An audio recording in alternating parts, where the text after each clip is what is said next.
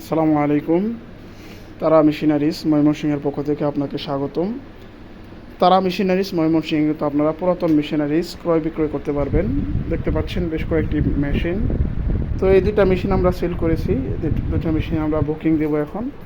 তো এই যেটি জ্যাকের F4 একটি মেশিন। তো এই দুইটা মেশিন আমরা সেল করেছি। এটা যাবে হচ্ছে নারায়ণগঞ্জ। দেখতে পাচ্ছেন এটা স্ট্যান্ডটা আমরা একটু শর্ট করে দিলাম, এর কারণ হচ্ছে যেন ঝাঁকি খেয়ে স্ট্যান্ডটা ভেঙে না যায়।